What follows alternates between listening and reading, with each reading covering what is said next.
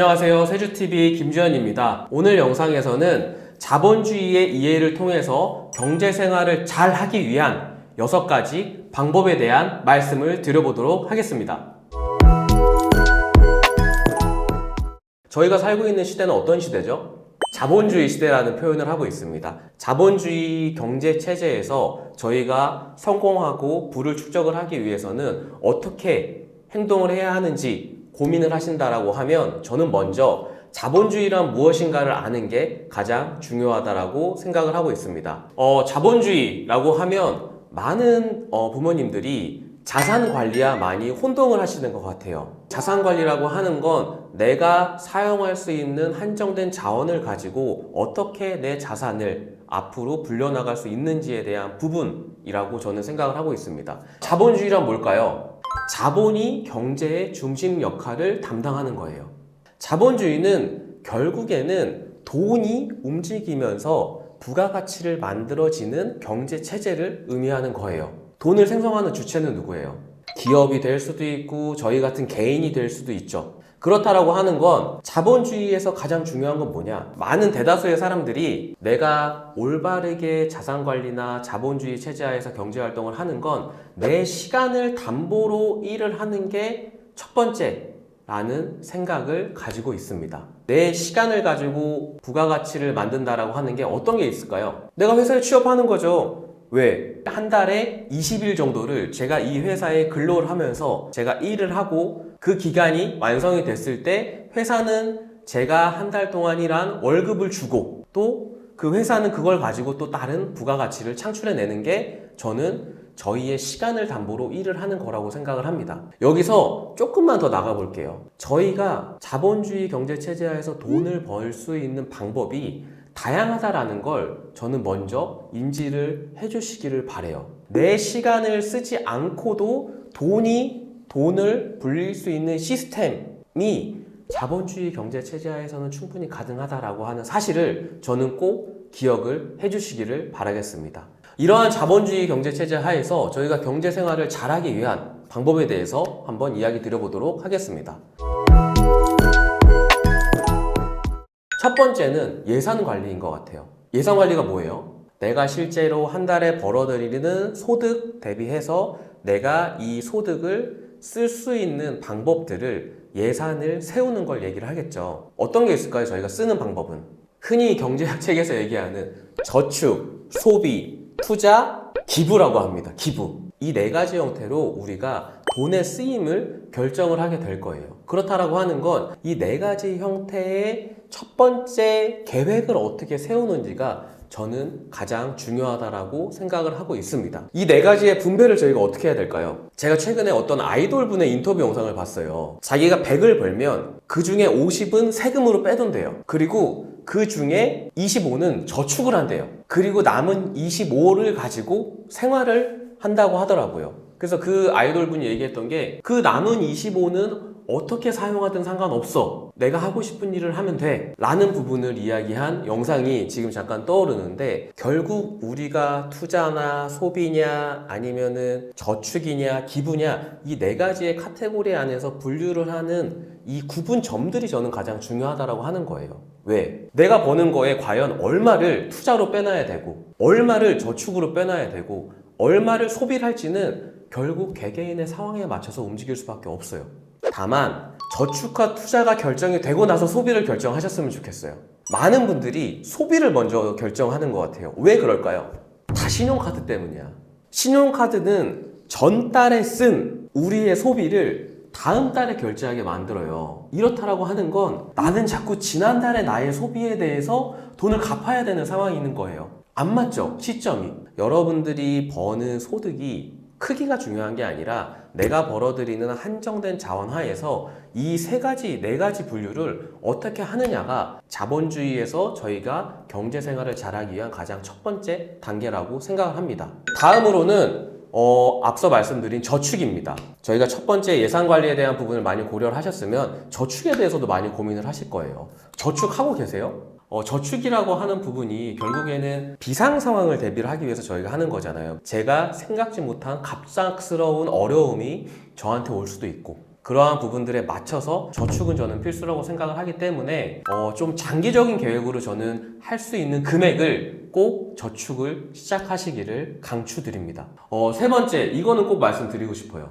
소비할 때 많은 분들이 요즘 그런 얘기를 하더라고요. 이제 저도 많이 매일 되새기는 말인데, 가난한 사람은 부자처럼 보이려고 소비를 한대요. 간략하게 예를 들면 이런 게 있겠죠. 뭐 저희가 흔히 얘기하는 뭐 이런 SNS를 하기 위해서 좀 비싼 맛집이나 레스토랑을 간다든지, 혹은 뭐 좋은 호텔이나 여행지를 간다든지, 혹은 명품을 산다든지, 이런 거인 것 같아요. 혹시 이런 소비 많이 하시나요? 이렇게 말씀을 드리면 많은 분들이 또 이렇게 아마 물어보실 것 같아요. 야, 그러려고 돈 버는 거지? 야, 그런 것도 하지 말라 그러면 언제까지 그럼 나는 돈을 모으기만 해야 돼? 라고 물어보실 텐데, 제가 말씀드리고 싶은 부분은 이거예요. 무분별한 소비예요. 내 상황에 맞지 않는 소비들을 무분별하게 하실 때 저는 문제가 생긴다라고 말씀을 드리고 싶은 거예요.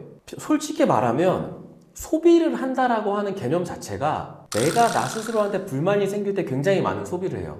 많은 분들이 그런 얘기해요. 스트레스 받다 보니까 뭘 돈 좀 써야겠다. 뭐 스트레스 받으니까 명품을 사야겠다. 근데 과연 내가 그렇게 소비를 한 행동이 나한테 어떠한 영향을 미치냐를 저는 조금 더 고민을 해보시기를 바래요. 나한테 정말 필요한 건지 최소한 3번은 고민해보자고요, 우리가.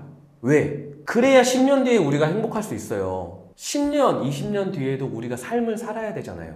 우리가 나이가 먹고 나서 누구한테 아쉬운 소리를 안 하려면 젊었을 때의 내가 지금 조금 더 많은 고민을 해야 된다고 하는 거예요. 이 부분 꼭 기억해 주시길 바라겠습니다. 다음으로 말씀드리고 싶은 건 부채에 대한 얘기예요. 제가 회계학을 처음 배울 때 어떤 이야기가 나오는지 아세요? 부채도 자산이다 라는 이야기가 회계학이라는 그 과목의 첫 번째로 나와요. 결국에는 빚을 질 수 있는 것도 능력이다 라는 거예요. 이 빚에 대해서 많은 분들이 너무 부정적으로 생각을 하시는 분들도 계신 것 같아요. 자본주의 경제 체제에서 내가 빚을 부정적인 거다라고 생각을 하시면 돈을 벌 수 있는 그 시스템을 절대 만드실 수가 없습니다. 왜 그럴까요?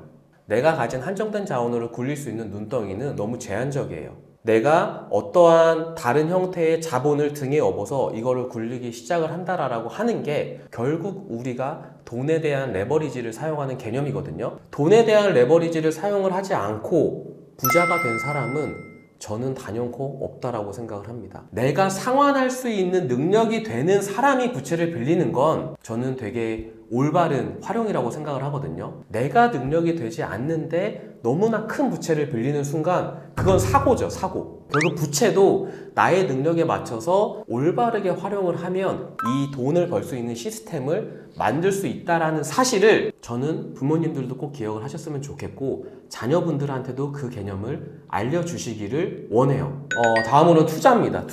투자라고 하면 많은 분들이 앞서 말씀드린 것처럼 주식을 하시거나 부동산을 하시거나 이러한 투자들을 많이 고려를 하시는 것 같아요. 투자라고 하는 건 내 돈을 효율적으로 활용을 하려고 넣는 거예요. 근데 우리가 주식을 정말 효율적으로 하기 위해서 넣고 계세요? 저는 주식을 안 해요. 많은 분들이 제가 주식을 많이 할 거라고 생각을 하시는데 저는 주식을 안 합니다. 그럼 뭘 하냐? 저는 되게 다양한 거는 많이 해보는 것 같아요. 뭐 정말 소액 미술품 조각 투자 같은 것도 해보고 뭐 이러한 소액 부동산 같은 것도 해보고 또 이러한 소액 채권이나 이런 부분도 많이 해보거든요. 결국 다양한 방식의 다양한 형태를 많이 경험을 해보셨으면 좋겠어요. 제발 몰빵하지 마세요. 왜 내 인생을 가지고 도박을 하려고 그래? 단기간에 내가 소득을 얻기 위해서 하는 건 투기지 저는 투자가 아니라고 생각을 합니다. 그래서 결국 이 투자에 대한 부분들도 내가 벌 수 있는 목표치와 내가 감당할 수 있는 위험 수준이 어느 정도 밸런싱을 맞추고 나서 투자를 하셔야 되는 게 가장 중요하다라고 하는 말씀 드리도록 하겠습니다.